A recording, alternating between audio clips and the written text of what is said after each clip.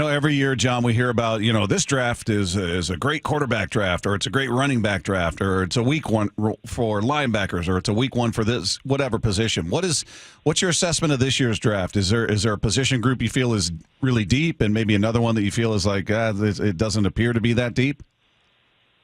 I've always tried to stay away from that. Just over the years, it's like the temptation of saying this group looks strong, that group doesn't look strong, and then maybe adjusting free agency off of that. I think it's really important for us to make sure we have all the, like the psychological testing, the physical testing, all the medical stuff, medical grades, all that stuff out of the way even before you can say, okay, yes, this definitely is a draft that looks strong at offensive line, for instance. Just because he has a certain amount of names up there and numbers at a position, that doesn't mean that by the time it's all said and done, you might have to move guys down for medical reasons, or maybe the coaches weren't pleased with some of the football intelligence or the conversations they've had throughout the process, and so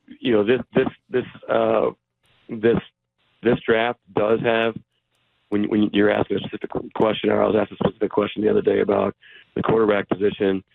We've tried to. It's not like we haven't tried to draft quarterbacks. We just ended up drafting 2 over the last 15 years. But it's the quarterback position does look like, just from and it's always a different position because of the medical grades.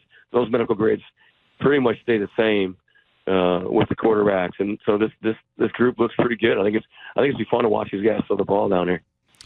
Hey, John, you mentioned the medical stuff a couple of times. I've shared the story that I had a dislocated knee in college, so there were teams that were just not going to draft me no matter what.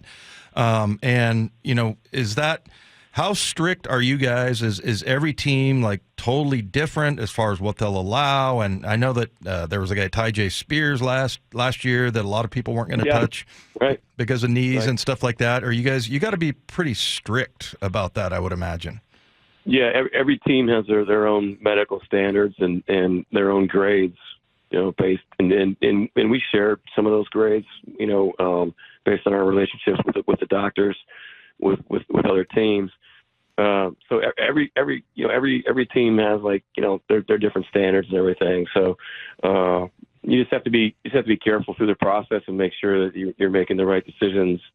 Sometimes that happens with a guy like Spears, but you have to remember that the only reason we're here at the Indy Combine is because, the New York Jets drafted Wesley Walker a number of years ago and found out when he got there that he was blind in one eye. And so that's why everybody came together, the number of teams, and said, hey, we got to get together and share medical information and, figure out, get our hands on these guys and figure out, what our standards are going to be. So, yeah, that's the reason why the Combine started.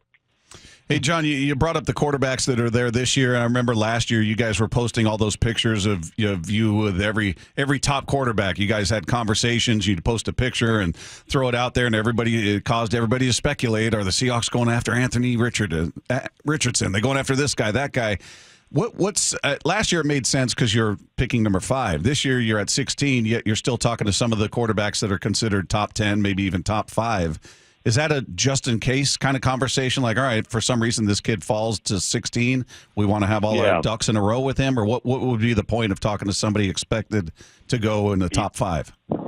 We have to be ready for anything. We don't know, if a certain trade will go down or if something happens. I mean, you guys have seen players fall in the past, and you've seen teams be able to jump up and, have successful trades moving up into the top 10 to grab guys. And so you just have to be prepared for everything and not just rule players out like, hey, we're never going to be able to draft that guy. Now there's a couple of players in here. We're kind of like, okay, well, we're probably not going to have a shot at that guy, but we do study him. We do talk to him. We do, get to know him as much as we possibly can without, going over the top with it. But you have to know every player as much as you possibly can and not take any shortcuts.